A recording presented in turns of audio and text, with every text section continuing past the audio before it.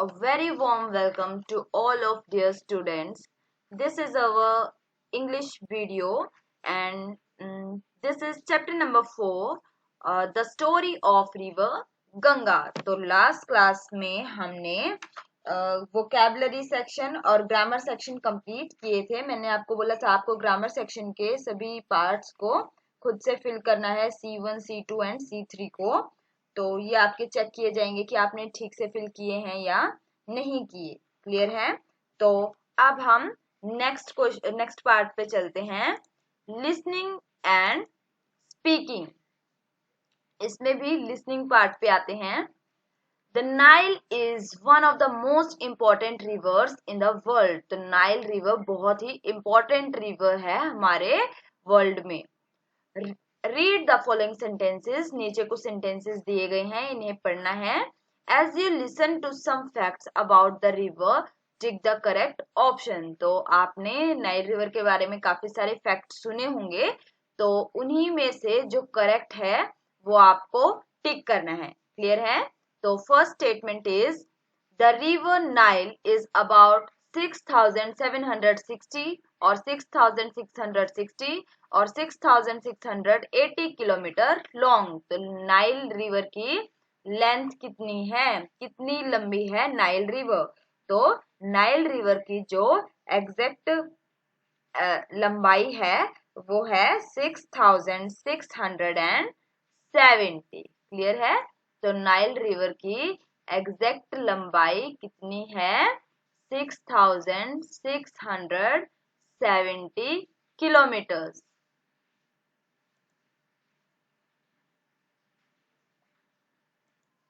So right answer is 6670 kilometres. Clear है? तो हम राइट आंसर को छोड़ के जो रॉन्ग ब्लैंक्स हैं उनको इरेज कर देते हैं. ये आपके सैनिक पॉइंट ऑफ व्यू से भी काफी इंपॉर्टेंट है, तो आपको ये सभी फैक्ट्स लर्न करने हैं नाइल रिवर के बारे में. सेकंड पार्ट पे चलते हैं. इट इज द लार्जेस्ट और लॉन्गेस्ट रिवर इन अफ्रीका. तो ये सबसे लार्जेस्ट रिवर है या लॉन्गेस्ट रिवर है? तो क्या है? ये लॉन्गेस्ट है. तो हम लार्जेस्ट को इरेज कर देते हैं. It is the longest river in Africa. Next part देखते हैं.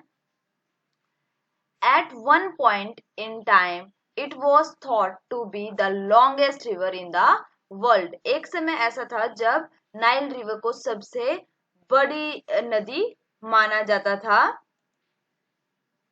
Recent study shows that now the Mississippi River या Amazon River is the longest in the world. तो जो अभी लेटेस्ट इंफॉर्मेशन के अकॉर्डिंग, हमारी अभी की ध्यान हमने जो दिया है इस तरफ, तो उसके अकॉर्डिंग मिसिसिपी रिवर या अमेजन रिवर कौन सी सबसे लॉन्गेस्ट रिवर है वर्ल्ड में? तो अमेजन रिवर को अब लॉन्गेस्ट रिवर माना जा रहा है, पर शुरू से नाइल रिवर को हम लॉन्गेस्ट रिवर मानते थे. क्लियर है? तो ये सभी फैक्ट्स आपको लर्न करने हैं बाय हार्ट. क्लियर है? नेक्स्ट पार्ट देखते हैं. Only 22% या 23% of the Nile's course runs through Egypt. तो केवल 23% of Nile's कोर्स या 22% ऑफ नाइल्स कोर्स का मतलब नाइल रिवर का जो रास्ता है वो कहाँ से होके गुजरता है? इजिप्ट से. तो 22% इज द राइट आंसर. लगभग 22% रास्ता तो सिर्फ नाइल रिवर का इजिप्ट से होकर गुजरता है. नेक्स्ट देखते हैं. Some of the other countries through which the Nile flows are Sudan, Burundi, फिर घाना या इथोपिया. तो इसमें से राइट आंसर हो जाएगा इथोपिया. तो घाना को हम कट कर देते हैं. Okay, Ethiopia. फिर यहाँ से हमारा जायरे या कायरो में से जायरे हो जाएगा. तो कायरो को हम कट कर देते हैं. केन्या, युगांडा और रीगर या रवांडा, तो यहाँ से हमारा रवांडा हो जाएगा। तो इसको भी हम कट कर देते हैं। तो देखेंगे some of the other countries through which the Nile flows, तो कुछ और कंट्रीज जहां से नाइल गुजरती है या जहां पे नाइल बहती है वो कौन सी कंट्रीज हो गई? Sudan, Burundi, Ethiopia, जायरे, Kenya, Uganda, Rwanda and Tanzania. तो ये आपको सभी कंट्रीज के नेम लर्न करने हैं। क्लियर है? ऐसा नहीं है कि जो ऑप्शन में नहीं है सिर्फ वही लर्न करेंगे, बाकी नहीं। ये पूरे फैक्ट फाइल्स हैं, तो आपको सभी लर्न करना होगा। क्लियर है? आगे देखते हैं। Its source is the river Kagera या Kagera and its tributary Ruvubu in Burundi located in central या साउथ अफ्रीका। तो देखेंगे सबसे पहले its source is the river, इसका सोर्स कहाँ से है, मतलब कहाँ से ये इसका ओरिजिन या इसका पानी कहाँ से माना जाता है, कहाँ से आता है। तो ये इसका राइट आंसर हो जाएगा कगेरा। तो हम कंगरे को इरेज कर देंगे। एंड इट्स ट्रिब्यूटरी रुवुबु, इसकी जो सहायक नदी है, ट्रिब्यूटरी होता है सहायक नदी, वो कहाँ से बहती है? रुवुबु से, जो कि कहाँ है? बुरुंडी में। और ये लोकेट है सेंट्रल या साउथ अफ्रीका में। तो ये लोकेटेड है सेंट्रल अफ्रीका में। तो साउथ को हम यहां से कट कर देंगे। सेंट्रल अफ्रीका में ये लोकेटेड है। And it drains into the red या मेडिटेरेनियन सी, तो ये कहाँ गिरती है? मिल जाती है ये रेड मेडिटेरेनियन सी में। ठीक है, तो रेड को हम कट कर देंगे। आप देखते हैं एक बार। Its source is the river Kagera, इसका जो सोर्स है वो रिवर कगेरा है। एंड इट्स ट्रिब्यूटरी, और उसकी सहायक नदी रुवुबु, जो कि कहाँ है? बुरुंडी में। और ये लोकेटेड है सेंट्रल अफ्रीका में। ठीक है, and it drains into the Mediterranean sea, और ये कहाँ जाके मिलती है? मेडिटेरेनियन सी में। Next, it was once believed that lake Elizabeth या lake Victoria was the source of the river Nile. तो नाइल रिवर का मेन सोर्स कहाँ से है? ऐसा माना जाता था कि लेक एलिजाबेथ से है या विक्टोरिया से। तो इसका राइट आंसर विक्टोरिया रहेगा। It was once believed that lake Victoria was the source of the Nile, तो ऐसा माना जाता था कि लेक विक्टोरिया नाइल रिवर का सोर्स है। क्लियर है यहां तक? आगे चलते हैं। River Nile has two tributaries namely the blue और green Nile and the white Nile. तो रिवर नाइल के दो सहायक नदियां हैं। तो दो नदियां इसी के साथ बहती हैं, जो कि इसी में मिल जाती हैं।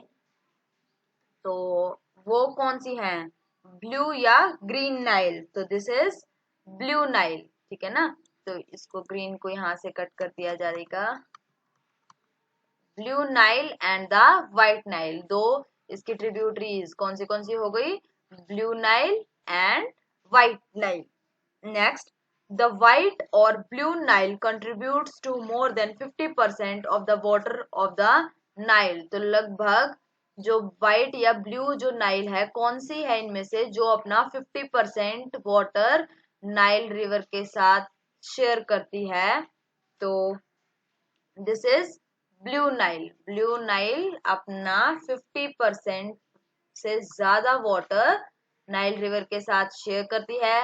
Both tributaries contribute almost equally in terms of fertility, और दोनों ही सहायक नदियां जो हैं वो बराबर का कंट्रीब्यूशन देती हैं, बराबरी का कार्य करती हैं। किसमें?